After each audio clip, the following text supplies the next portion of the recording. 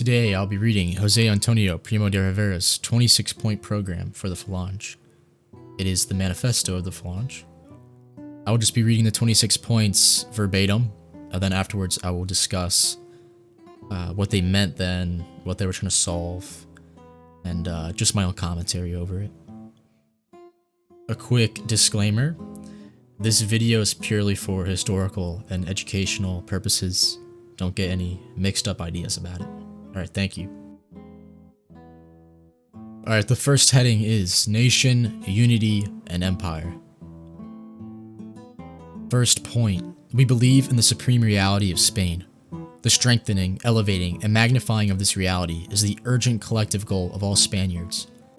Individual, group, and class interests must inexorably give way in order to achieve this goal. Second point: Spain has a single destiny in the world. Every conspiracy against this common unity is repulsive. Any kind of separatism is a crime which we shall not pardon. The existing constitution, to the degree that it encourages disintegration, weakens this common destiny of Spain.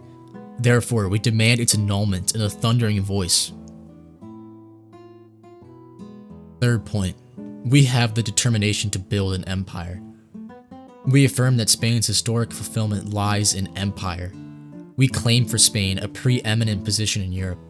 We can tolerate neither international isolation nor foreign interference.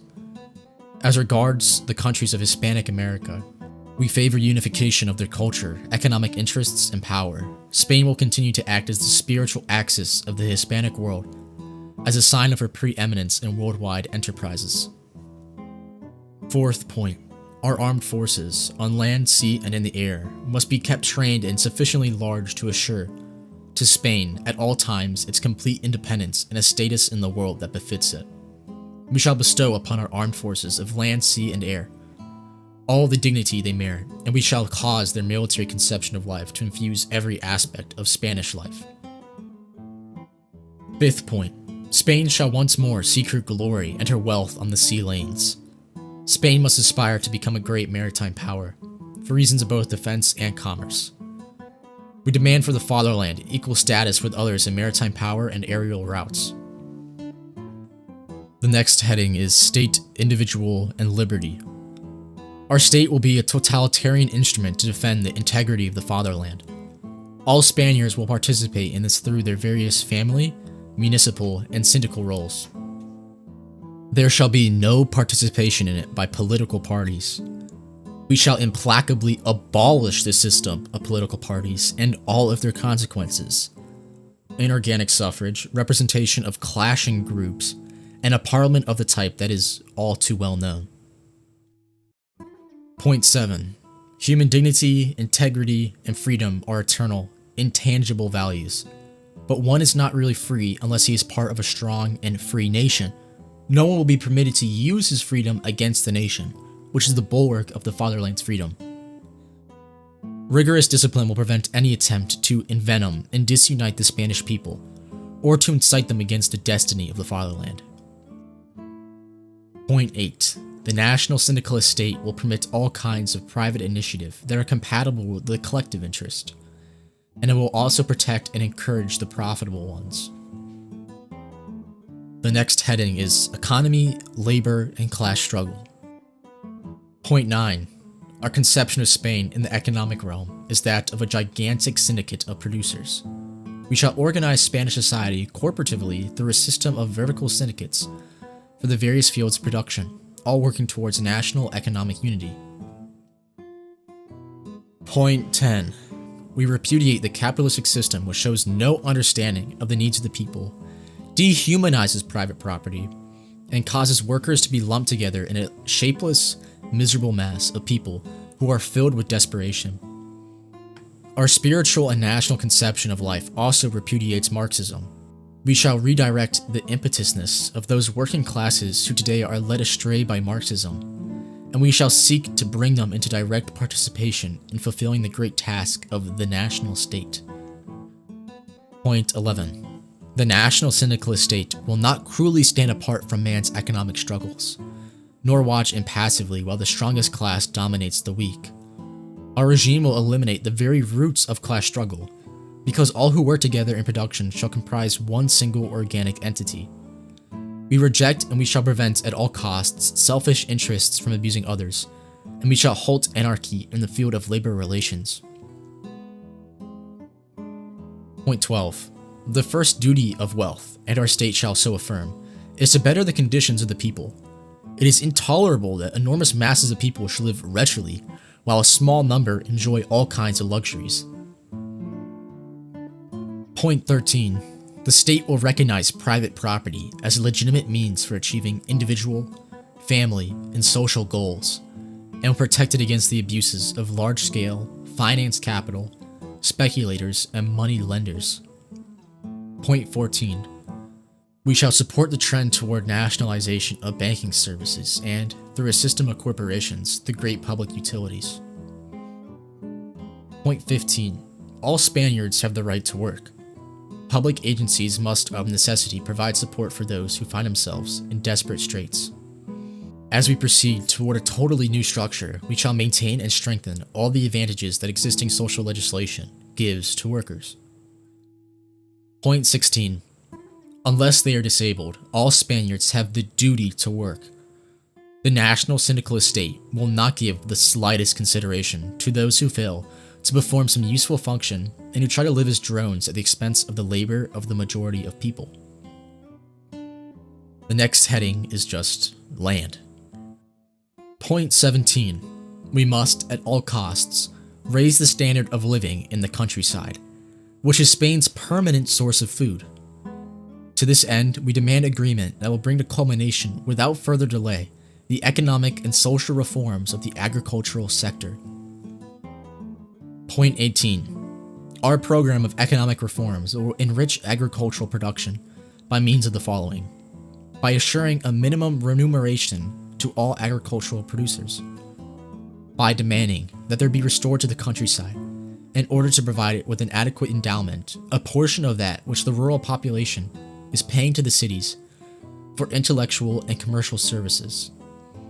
By organizing a truly national system of agricultural credit, which will lend money to farmers at low interest against the guarantee of their property and crops, and redeem them from usury and local tyrants. By spreading education with respect to better methods of farming and sheep raising. By ordering the rational utilization of lands in accordance with their suitability and with marketing possibilities. By adjusting tariff policy in such a way as to protect agriculture and the livestock industry. By accelerating reclamation projects. By rationalizing the units of cultivation, so as to eliminate wasted latifundia and uneconomic minuscule plots. Point 19. Our program of social reforms in the field of agriculture will be achieved by redistributing arable land in such a way as to revive family farms and give energetic encouragement to the syndicalization of farm laborers. By redeeming from misery those masses of people who presently are barely eking out a living on sterile land, and by transferring such people to new and arable lands. Point 20. We shall undertake a relentless campaign of reforestation and livestock breeding, and we shall punish severely those who resist it. We shall support the compulsory, temporary mobilization of all Spanish youth for this historic goal of rebuilding the national commonwealth. Point 21. The state may expropriate without indemnity lands of those owners who either acquired them or exploited them illegally. Point 22. It will be the primary goal of the national syndicalist state to rebuild the communal patrimonies of the towns. Alright, the next section is national education and religion. Point 23.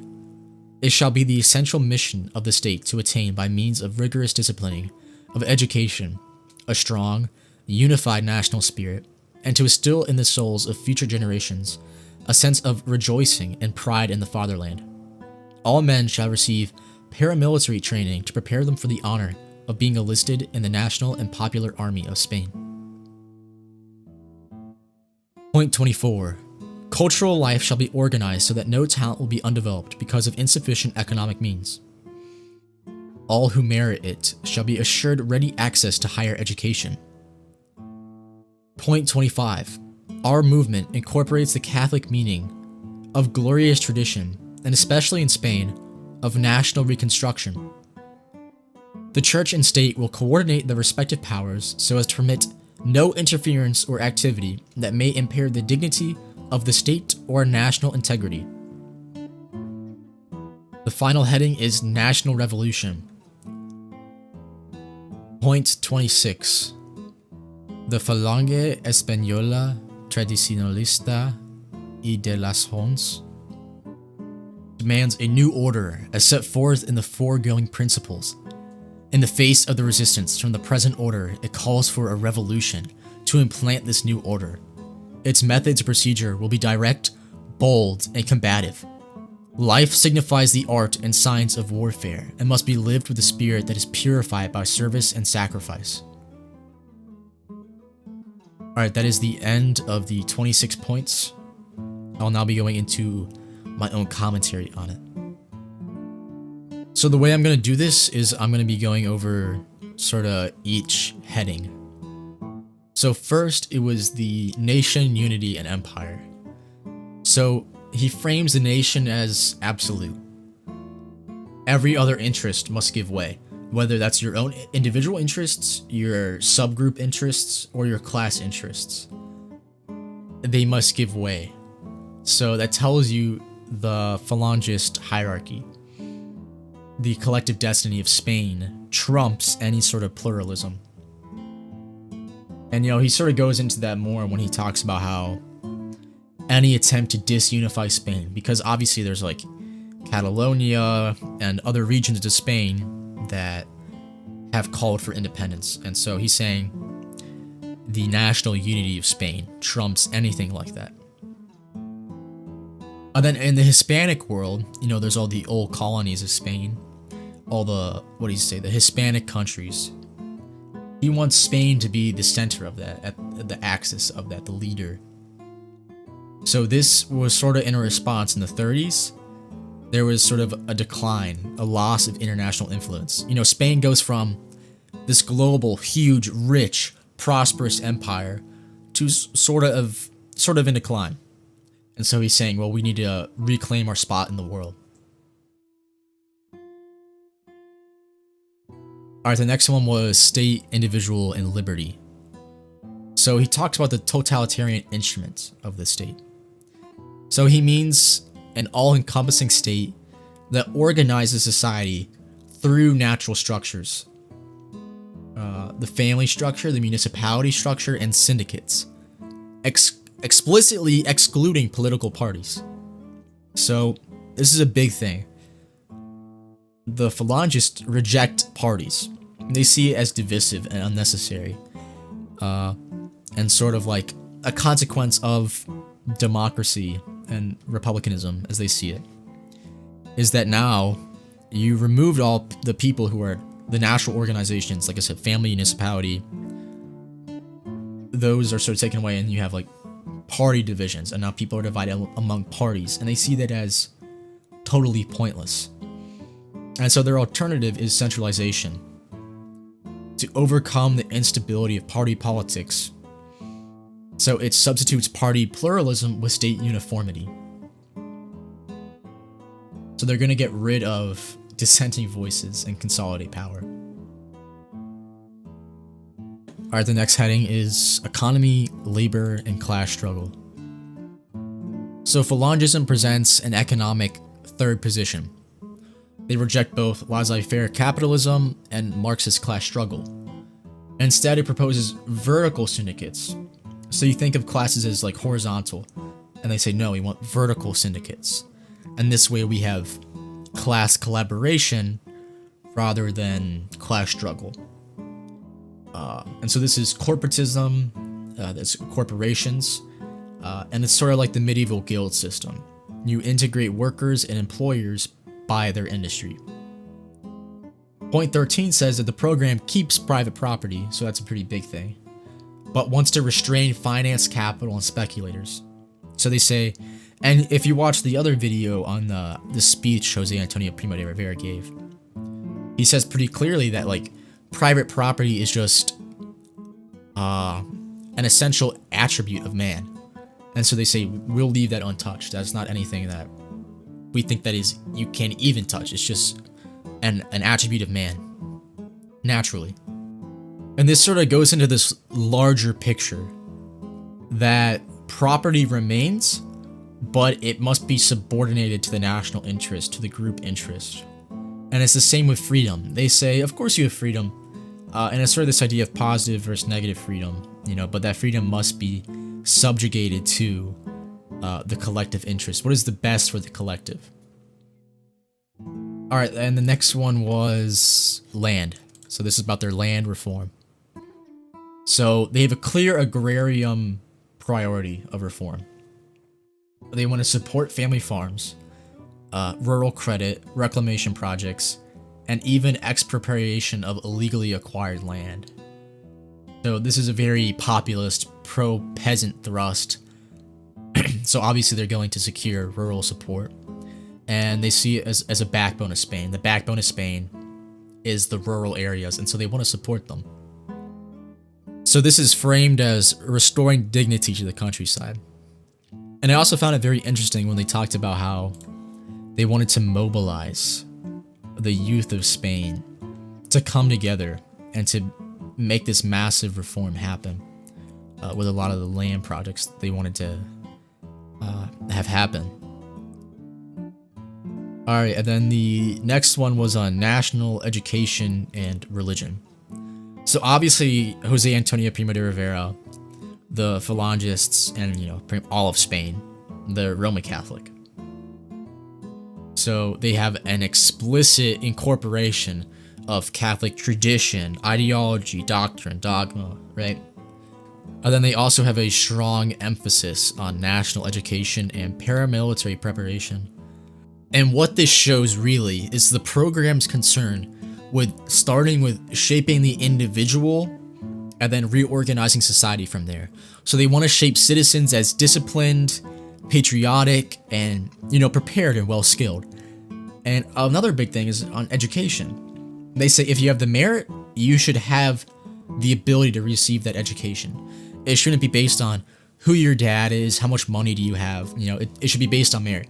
If you have that merit, they want to cultivate that for the betterment of the collective. Because if you have a skill, but it gets left untapped just because of, you don't have enough money, of who your parents are, and they say, that is wrong. We should want to tap into that for the betterment of the rest of the state, of the collective. Alright, then the final one was national revolution, and this was just one point, but they explicitly call for a revolution to plant this new order. They say there must be bold and combative method. So what it shows is they don't see themselves as merely, we're going to make reforms, we're going to do this. They're transformative. I mean, what did they say at the beginning? We proclaim with a thundering voice that we want to overturn the Constitution. Alright, hold on, let me find that. Yeah, the existing Constitution, to the degree that it encourages disintegration, weakens this common destiny of Spain. Therefore, we demand its annulment in a thundering voice. That's a pretty big thing there. They're saying, we're not just going to reform this. We're totally transforming it. This is a new order we want to establish. And I think if you look broader, the Spanish Civil War, obviously, it was a violent revolutionary period. So that sort of rhetoric makes a lot of sense. So, looking more big picture, why did this appeal to Spaniards? You think of Spain in the 30s, you think they're fragmented. They see themselves in national decline, economically stressed, and culturally anxious. Falangism promises unity, social order, and a national renewal, and that really had a powerful emotional resonance within Spaniards. Especially we talked about earlier, the land reform. That was definitely very appealing to, rural agrarian workers. And you also think this sort of third way, I think would be very appealing because, they point out the laborers have been taken up with Marxism because it explicitly calls for stuff that benefits them, right? But obviously we can see the flaws in the atheism of Marxism. And so I feel like this third way would be very appealing because it appeals to workers, but it also appeals to, you know, the Roman Catholic identity, the national identity of Spain. Now what happened actually? Because, you know, this is just the Falange Party 26-point program. Obviously, José Antonio Primo de Rivera was killed, was shot. So it was never fully implemented, and sort of after the Spanish Civil War, obviously, the Falange was absorbed into Franco's coalition. And so some of these were sort of altered or compromised, but some of them were carried out, surely. Alright, so that's going to be it for today's video. Thank you so much for the support. I love to see comments. If you have any suggestions for a next video, I would love to hear it. I'm very open to hearing that. And thank you, and God bless all of you.